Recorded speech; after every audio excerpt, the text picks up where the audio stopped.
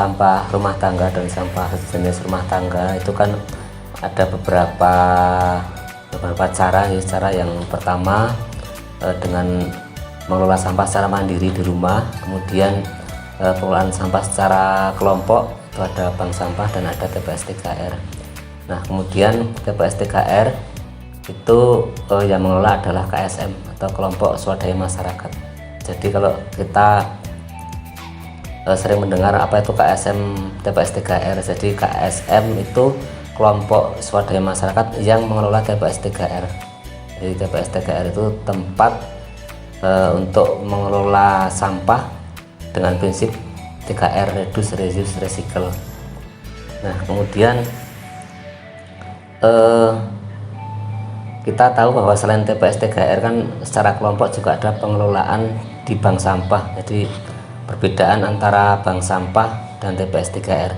Kalau TPS 3R itu karena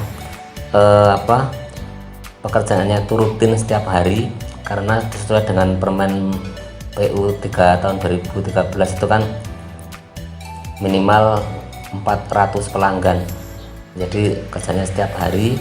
Kemudian untuk bank sampah itu kan hanya dilakukan kelompok yang ada di tingkat perdukuhan atau di tingkat RW, paling tidak seminggu sekali atau sebulan sekali. Jadi kalau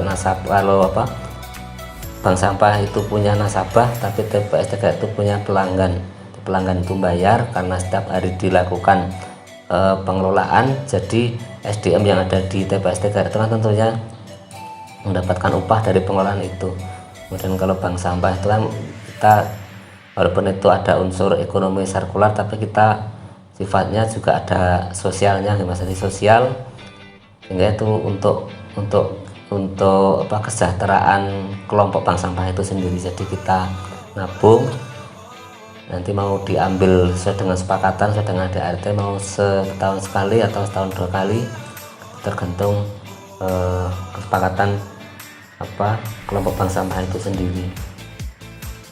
Nah, kemudian tupoksi KSM TPS 3R itu sesuai dengan Permen 3 tahun 2013 adalah melakukan pengelolaan sampah dengan prinsip 3R yang diawali dari pengangkutan, kemudian pengumpulan di hanggar, kemudian di situ ada pemilahan, kemudian pengolahan sampah organik, dan juga di situ ada pemrosesan sampah residu, seperti itu. Kemudian pengelolaan sampah yang ada di TPS 3R itu dasar hukumnya adalah selain Undang-Undang Nomor 18 tahun 2008 tentang pengelolaan sampah rumah tangga dan sampah sejenis rumah tangga, juga Permen PU Nomor 3 tahun 2013 tentang penyelenggaraan sarana dan prasarana untuk penanganan sampah rumah tangga dan sampah sejenis sampah rumah tangga. Kemudian sarpras pada TPS 3R itu selain bangunan hanggar yang ukurannya sesuai dengan permen itu minimal 200 meter persegi, itu juga harus ada fasilitas yang lain, misalnya kendaraan roda 3, karena sifatnya mengambil di pelanggan di pelanggan. Kemudian di situ karena juga ada pemilahan, tentunya juga ada tempat untuk menampung hasil pemilahan, itu juga ada tempat untuk menampung residu, dan juga tempat untuk mengolah sampah organik. Kemudian peran DLH terhadap TPS 3R, jadi tidak hanya TPS 3R tapi termasuk bank sampah, itu adalah memberikan pembinaan. Jadi pembinaan baik itu pembinaan SDM maupun kita juga mendengarkan apa yang dibutuhkan oleh kelompok itu, apa yang kurang dan apa yang dibutuhkan. Itu dari DLH memberikan fasilitas untuk memberikan hibah sepanjang sesuai dengan ketersediaan anggaran yang ada di DLH. Nah, kemudian harapan dari DLH sendiri, nanti di setiap kelurahan itu ada minimal 1 bank sampah dan 1 TPS 3R, dan harapannya nanti sampah itu habis ada di tingkat kelurahan. Kemudian di Kulon Progo itu sebenarnya ada 14 TPS 3R. Namun kemarin dari teman-teman konsultan pas penyusunan kajian itu ada sekitar 4 yang belum, bukan berarti tidak aktif karena itu masih baru itu kan butuh proses untuk bisa berjalan. Jadi yang sudah aktif itu sekarang ada 10, kemudian yang belum itu ada 4. Nah kemudian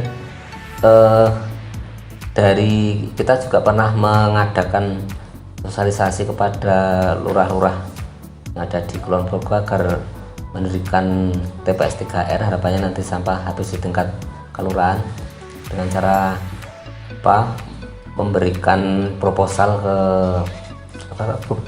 ke bupati. Nanti mungkin disponnya bisa ke PU, bisa ke DLH. Itu nanti yang paling penting adalah terkait dengan lahan yang akan digunakan untuk pembangunan TPS 3R.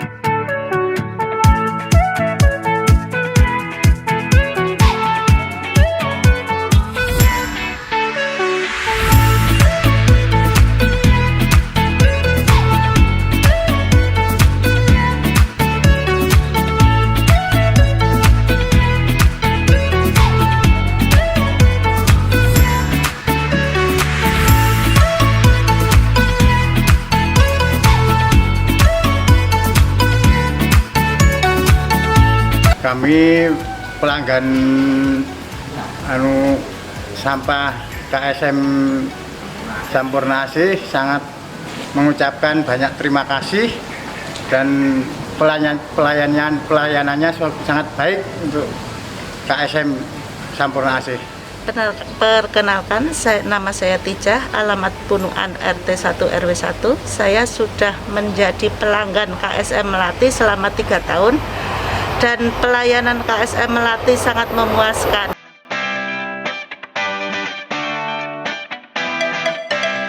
Nama saya Wintoko, saya kerja di Sampurna Asih 11 tahun, mulai dari 2012.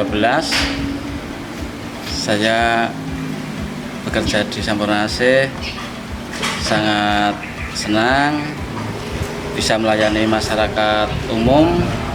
Dan suka duka saya di lapangan, ada suka ada duka. Sukanya bisa melayani masyarakat dengan baik, dukanya kadang panas kadang hujan harus tetap semangat, kadang sampah udah busuk tetap kita ambil dengan senang hati.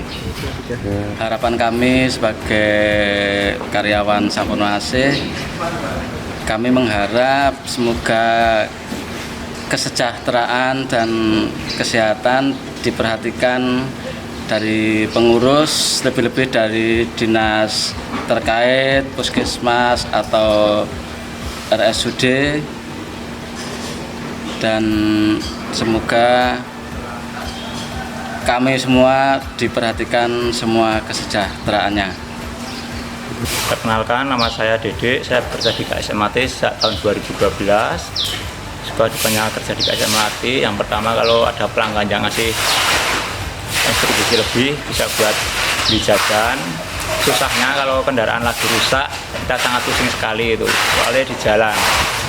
Harapan pun saking pihak PU untuk masalah penarikan kontainer, terus administrasi ini pun kalau bisa dihilangkan, soalnya kan kita sudah membantu PU untuk membersihkan sampah. Terima kasih.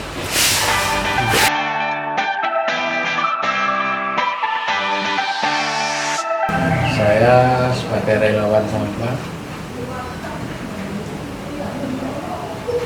saya mengucapkan selamat hari ulang tahun yang ke-72.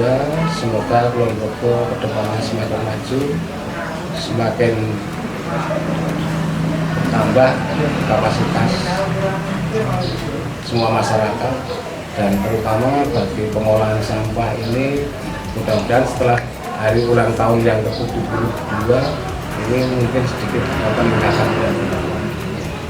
Itu harapan saya.